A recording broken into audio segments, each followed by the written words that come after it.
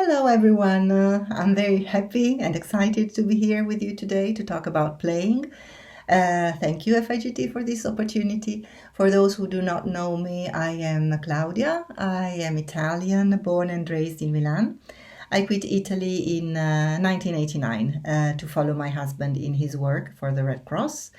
I have lived and raised my two sons in several countries in Africa, in Latin America, in the Middle East, and then I continued my journey empty nested in Indonesia and in Geneva, where I'm presently living, although I'm now talking to you from my home in Tuscany, which is really the place I consider home in the world. So what I was thinking to do today, talking about playing, is to share a little bit of my experience and especially of how playing has helped me and my children whenever we had to face a new destination and a new culture. The thing I always did whenever arriving to a new country was to put a lot of emphasis on playing and to put a lot of energy in creating a space in our home where children could play freely, happily, in a sort of special way. And then I invited all the classmates of my children, and tried to do all I could to, as I said, to make them play very happily. So when they went back home, the feedback they gave to their parents was very positive, was enthusiastic, and this created a relationship of trust, which is really necessary and important, especially at the beginning when you arrive to a new place and nobody knows you, and parents have to trust you to let their children come to your place and start a relationship with your children. So this has always worked wonderfully for me, and it has also contributed to carve our special place within the community of parents at school and amongst the new friends. Because we were quickly known as the family who let the children play and where special games were played and where children had a lot of fun. Playing also helped us in difficult situations. When we moved to Peru, our eldest son was 12 years old, and he had a little bit of a tough time to adapt because he was unfortunately put in a sort of complex classroom, and also the international school where he was, where he and his brother went, was not really prepared to welcome international students. So what we did was, again, to use playing as a tool to help him build relationships with his classmates. We organized a playing date where we invited all the students of his classroom, all the teachers and the parents of all the students, and we spent the whole day playing. We organized two different spaces, a space for the youngest and a space for the adults. And that day was proved to be wonderful for all of them, and it helped the kids relax in an environment which was not so rigid as the classroom. They felt free to let go of the roles that they were sort of wearing whenever they entered the classrooms, and they had a lot of fun. And in having fun, they relaxed and they connected with each other in a different way, and this built a sort of basis for my son and his classmates to relate in a different way. And this is, if you think about it, this is a bit the magic of playing. Whenever you play, you create a sort of parallel world, and it's a world that you can explore freely and where you can unleash your creativity freely, because nothing bad can happen. In the end, it's only a game. And also when you play, you have fun. And when you have fun, you open up to the other and to new opportunities in a much more relaxed way. So that day I really understood the power of playing, and And I understood how important it would have been to keep on playing whenever we relocated. As a family, as an expat family, we have been playing all over our life.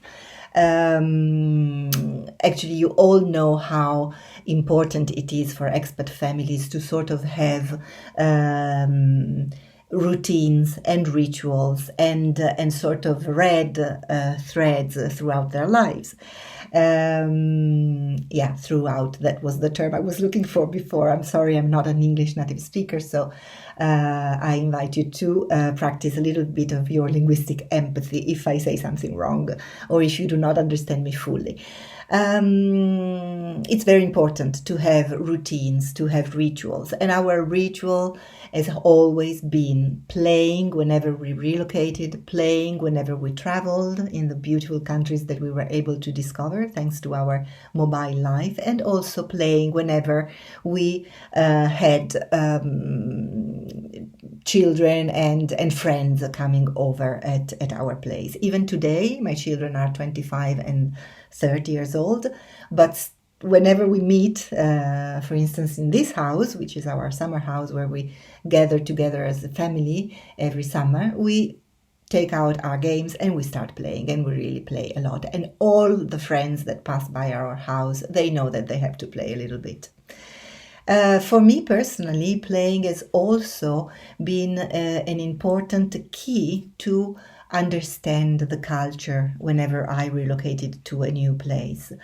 I have always observed how, when, where people in my new culture played, and this has helped me really a lot to understand how the people I was about to start a new piece of my life with related to each other. In Indonesia, for instance, I was surprised to see how much people play the guardians outside of homes, young people in the streets, vendors in markets. They all spend a lot of time playing, and Indonesian people really love to play even on social occasions. And this actually explained a lot about how important relationships are in Indonesian culture. I remember in Bissau finding out through playing how stark and hurtful the differences that mark the lives of children throughout the world can be. My child was 2 years old when we were living in Bissau, and the children of our neighbors were not as lucky as my son was, and every morning they had to wake up and to start selling bread outside of our home, and sometimes they managed to sneak inside our place, and they loved to play with my son's games because they probably considered them absolutely wonderful.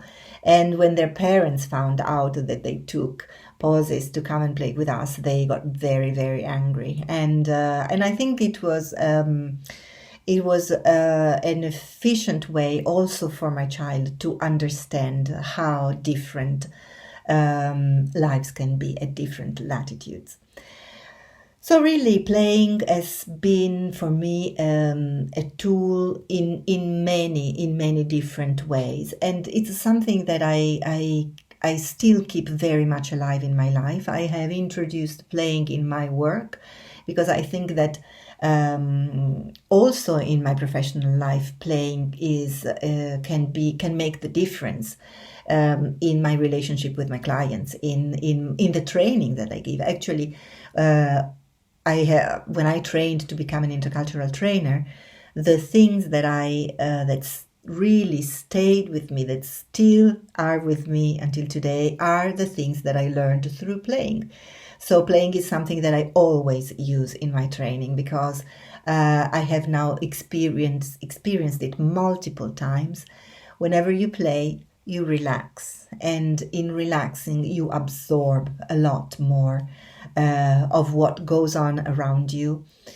But especially for me, the biggest lesson and the most important factor in playing is that people can relate to each other in a much freer way, in a more relaxed way, and forgetting all of the roles that they have to wear in real life. And this fosters relationships. And when you relate to people, having fun and unleashing creativity and really laughing and creating worlds where nothing serious can happen because it's only a game, then relationships take off much more easily than in different contexts. So I would really like to leave you with this message. If you play, you can really build on your relationships, and I really invite you to play as much as possible in your life, and and to use it with your children, with your friends, with your family, and to really believe that playing is such a wonderful opportunity that could really help us improve our world in the long run. Thank you so much, and never stop playing.